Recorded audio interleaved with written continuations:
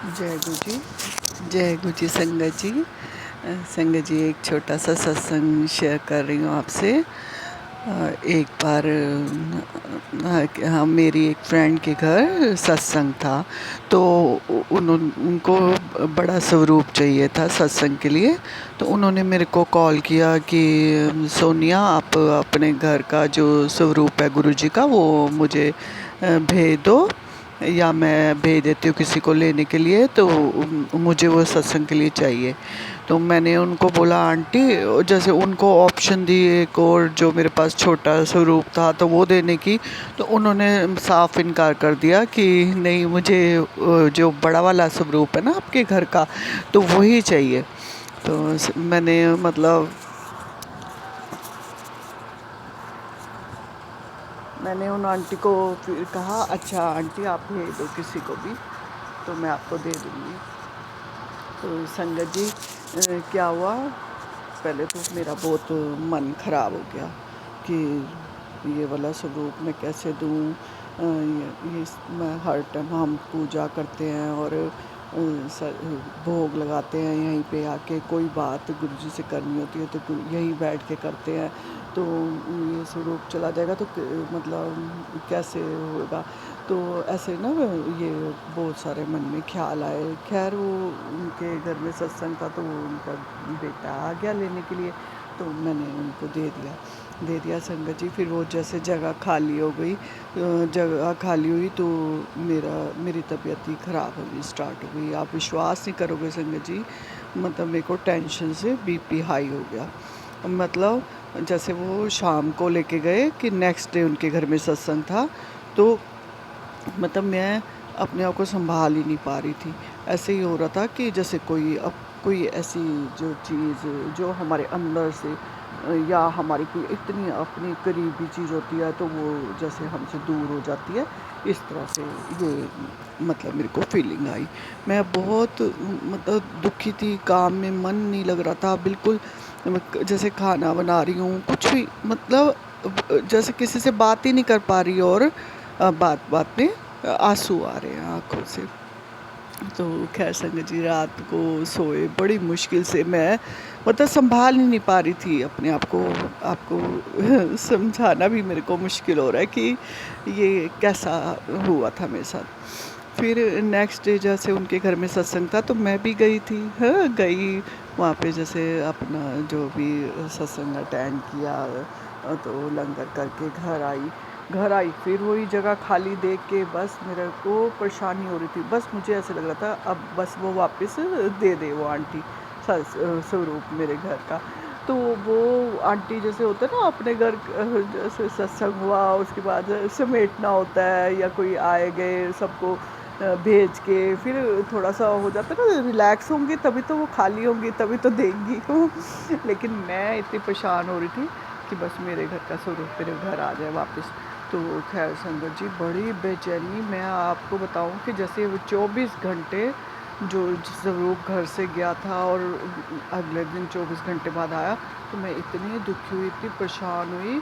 और फिर जब स्वरूप आ गया तो आप जैसे वो दे के चले गए, अब वो चले गए, मैं बैठ गई गुरु जी के पास और रो पड़ी।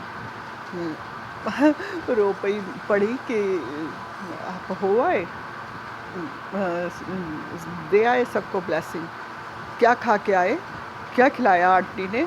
हाँ, तो जैसे एक हमारे घर का एक बच्चा होता है तो उसको हम करते हैं ना कि जैसे वो मतलब गुरुजी को पता नहीं मेरे क्या भाव, मतलब उनको ऐसे क्वेश्चनिंग कर रहे कि क्या खिलाया उन्होंने। हाँ, ये खिलाया, मटर पनीर खा के आए हो, ये खा के आए हो। वो तो मैं इतनी उनको ऐसे गुस्से से बोल रही, मैं तो मतलब, और फिर आपको ज़रा भी ख्याल नहीं आया ना कि मैं कितनी उदास हो जाऊंगी। तो मतलब जैसे होते ना बिल्कुल, जैसे हमारे परिवार का, हमारे घर का कोई होता है तो वो ऐसे जाए और आए वापस, हम उससे बात कर रहे हैं, तो बिल्कुल मेरे को यही संगत जी फीलिंग आई। और मैं इतनी जैसे आ गए गुरुजी का स्वरूप वापस आ गया, तो लेकिन मेरे को लगा कि जैसे गुरुजी मैं परेशान हूँ। हाँ, आपको कोई परेशानी नहीं हुई कि आप गए 24 घंटे बाद आए हो मेरे घर वापस?